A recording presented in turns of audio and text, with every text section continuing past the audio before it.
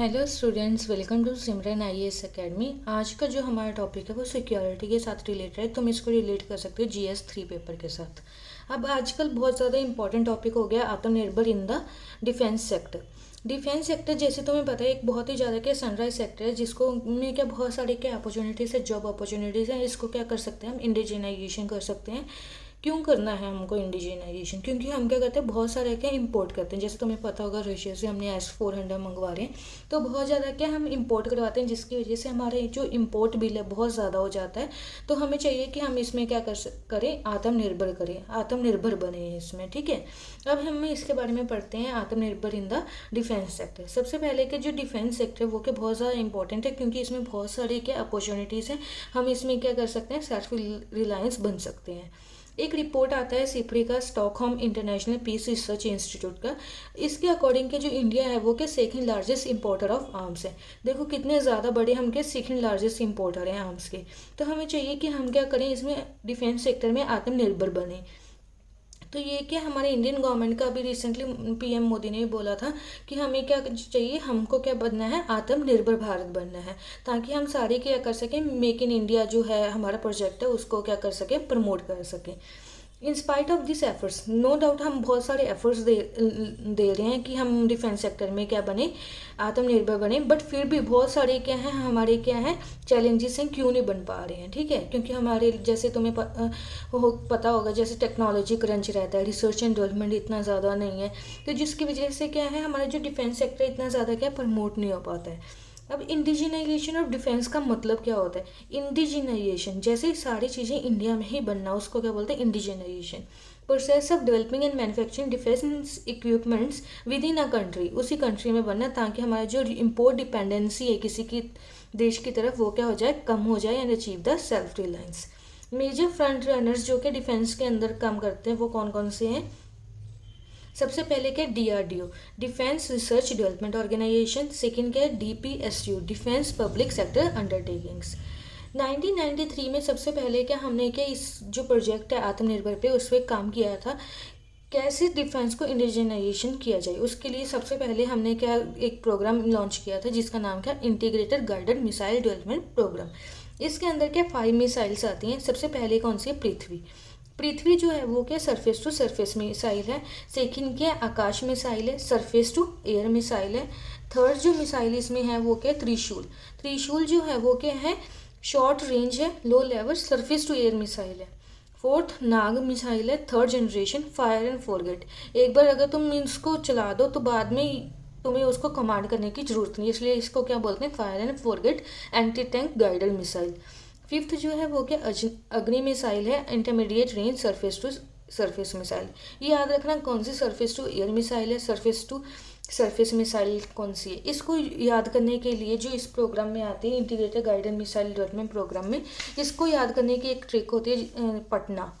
P4 क्या आ जाएगा तुम्हारा, P4 Prithvi, A for Akash, T for त्रिशूल, N for Nag, A for अग्नि। तो पटना से तुम याद कर सकते हो इसमें जो 5 मिसाइल्स हैं।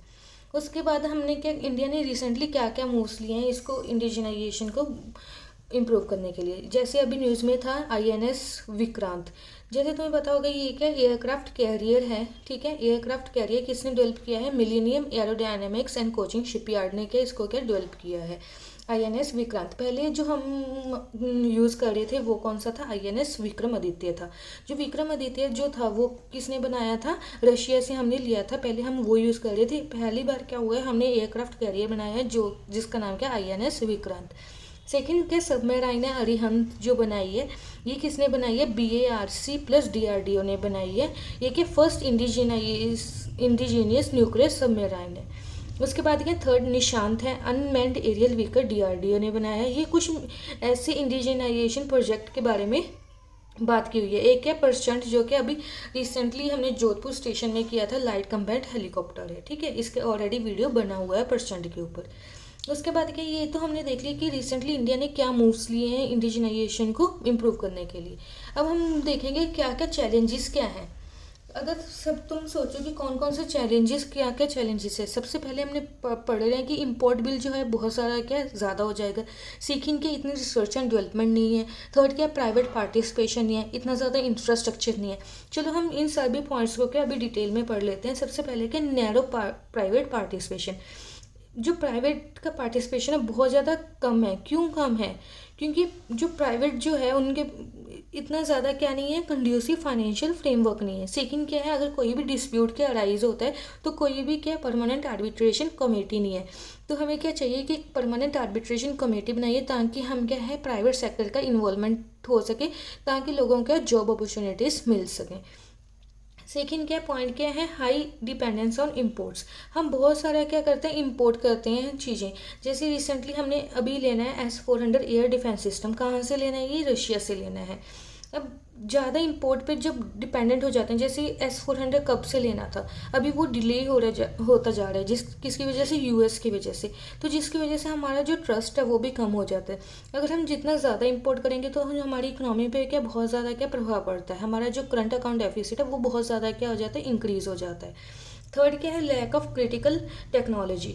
हमारे पास इतनी ज़्यादा डेवलपमेंट नहीं है इंडिया में कि रिसर्च एंड डेवलपमेंट के लिए हम बहुत सारा कम क्या बजट जो है अपना स्पेंड करते हैं। सेकंड क्या है, lack of design capability. Design capability भी हमारे पास नहीं है।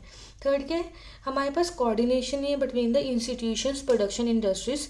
फोर्थ क्या है, जो मैन्युफैक्चरिंग यूनिट्स हैं उनका जो इंफ्रास्ट्रक्चर है वो क्या इनएडिक्वेट है, वो मीट नहीं करता जो हमको जो चीज़ें चाहिए for the indigenisation of defence sector.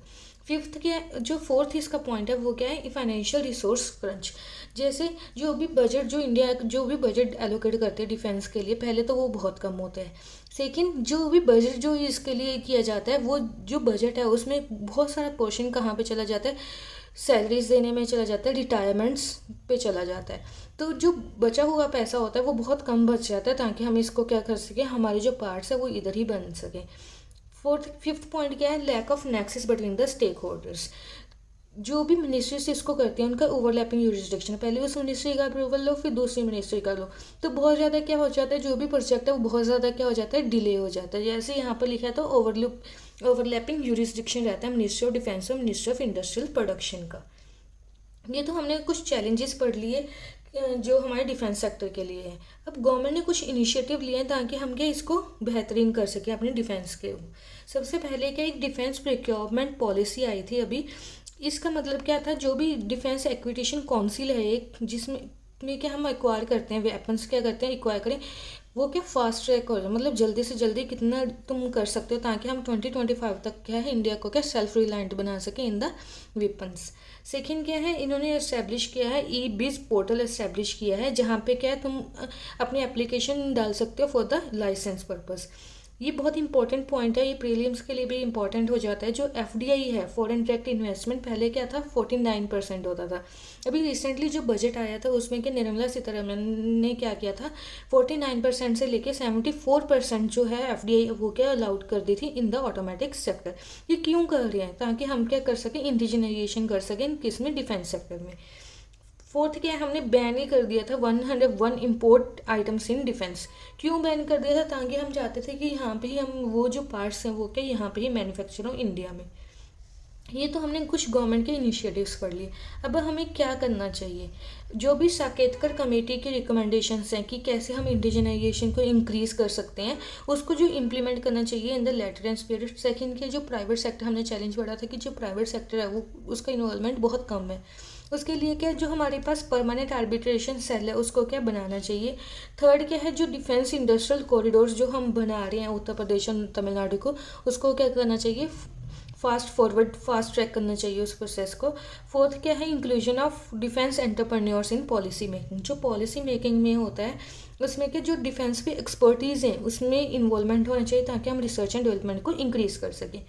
Strengthening economy with strategic independence, ये क्या हमने किसके बारे में पढ़ा, इंडिजिनाइजेशन डिफेंस सेक्टर के में पढ़ा। ये बहुत इंपॉर्टेंट टॉपिक हो जाता है मेंस के लिए, क्योंकि इसमें क्या है अभी रिसेंट इनिशिएटिव है और हम प्राइम मिनिस्टर किस पे ध्यान दे रहे हैं, आत्मनिर्भर के बारे में। ठीक है, तो this is all about the Aatmanirbhar in the defence sector. Thank you.